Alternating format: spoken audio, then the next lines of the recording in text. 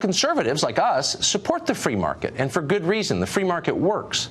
But there's nothing free about this market. A lot of these companies operate as monopolies. They hate markets. They use government regulation to crush competition. There's nothing conservative about that, just as there's nothing conservative about most big corporations. Just the opposite. They are the backbone of the left.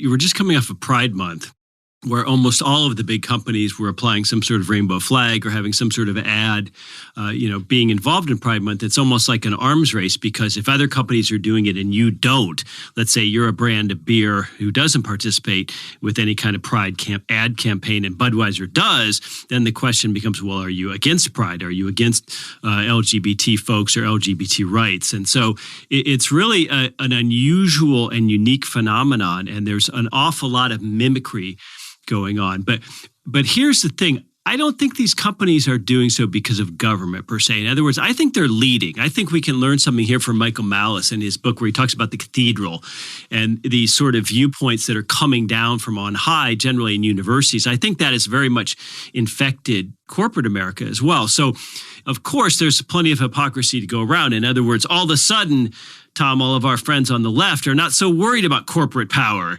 They think it's just A-OK, and these are private companies just doing what they want to do. I think there's a very strong sense amongst millennials that you don't separate life into personal and professional and religious, that everything is all kind of blended together in one. You want your companies to reflect your work, to reflect your education, and there's not these distinctions that maybe you and I grew up with, where your parents said, never talk about religion or politics or sex to a stranger. That all those old prescriptions seem to be falling away, and now everything is utterly politicized. It's really it's almost shocking, and of course, social media amplifies and intensifies this and makes everything so immediate and so harsh. Just in the last couple of days, we've seen this thing with Colin Kaepernick, who has been involved with Nike as a spokesman. And let me just say, I didn't mind the Colin Kaepernick take a knee protest. I don't really care about the national anthem, and I don't really care about flag waving, and I especially don't like military stuff at football games. And now I'm a little offended by, I think that the notion that America is a deeply racist country, I think that's nonsense. And I think that's just not true. I think America is one of the least racist places in the world, and maybe not the least, but among the least. But nonetheless, Colin Kaepernick thought he was standing up for Black folks who have been abused by cops, and he takes a knee. I think that's fine. Now, the question becomes, should Nike embrace this, or should Nike steer clear of this in a spokesman? Well, Phil Knight and other people at Nike decided to embrace it, and ultimately took him on, kept him as a spokesman, and presumably paid him sponsorship fees during some years where he was not making an NFL salary, I might add. So that's very interesting to me. But now we find out that Nike was prepared to produce a new shoe with the Betsy Ross flag sewn on the back of it, on the heel or something like that, which is interesting. It'd be funny if they had to sew the flag of the country where it was made. We'd all be walking around with clothes that had Bangladeshi and Vietnamese flags on them. But nonetheless, they were going to make this shoe with a Betsy Ross flag, which, by the way, violates the flag code. Some of you might know 4 USC Section 8 in the 1940s during World War II was passed into law. You're not supposed to have flags on your clothing, but it's not enforced. And so Colin Kaepernick somehow persuades Nike not to produce this shoe. That's fascinating to me. This is a couple years after the Take a Knee controversy, because even the Betsy Ross American flag now represents some sort of Americanism which offends him or potentially offends people with whom he agrees. Now, this is amazing to me, because now we're talking about the next level of wokeness. We're talking about the American flag, the garden variety stars and stripes American flag, almost being downgraded to the point of like the Confederate flag, which of course has all kinds of connotations to the Civil War, and Black people don't like it. A lot of people who aren't Black don't like it. And so this is really interesting to me because now we've reached the point where, it used to be American history prior to the Civil War is null and void because of slavery. Well, now, the next revolution and all that is American history prior to the Civil Rights Act of 1964 is null and void.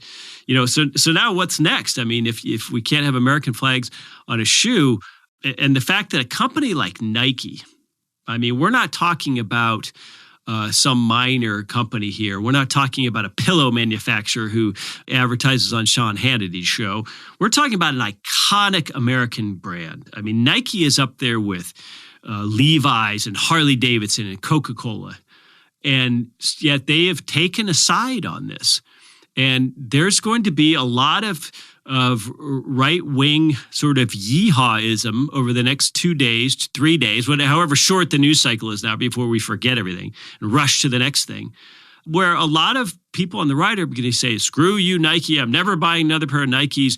I embrace the flag. The American flag is a symbol of greatness, and we saved the world in World War II, and yada, yada, yada. I mean, what kind of business practice is this? The only way you can explain this and Nike's decision, well, there's two ways. One is that they're just ideologically aligned with Kaepernick and they agree with him and damn the consequences. But the other is that we're really experiencing a profound shift where Nike is actually understanding and gauging the future correctly and going with it. So this is all happening so quickly. It's just not the America that we all thought we knew 5 years ago or 10 years ago. That's what strikes me as the pace of it all. What's so astonishing here, though, is you got to hand it to the left. Now, I use the term woke exactly in the opposite way. To me, someone who's woke is someone who's maybe a Hoppe and ANCAP who's really read Rothbard and is sort of had the blinders fall off their eyes. Not someone who is spoon-fed a bunch of egalitarian nonsense from Twitter or wherever they consume it. But yes, when it comes to wokeness, you got to hand it to the left because, in a sense, they really do put the progressive movement ahead of profits. Now, of course, maybe they're calculating that in the long run, this is the best thing to do, for their bottom line. But in the short term, you sometimes have to admit that some of these companies are perhaps alienating part of Trump America or alienating part of Christian America or whatever it might be, whatever the particular issue is. And there's something pretty profound there. That there's a bottom line ahead of profits. And I think that's something we have to give them credit for and we have to think about. I mean, how do you change the world? Rothbard argued for a multi-pronged approach, and the left is doing just that. They do what they can do legislatively. What they can't do legislatively at the local level, they might do nationally. What they can't do nationally, they might do at the judiciary. What they can't do in court, they might do at the corporate level. So it's a full court press. And I would say generally it's working. I think the left has won the culture wars. And I think that is now evidenced in corporate America. I don't think there's any question about it, Tom.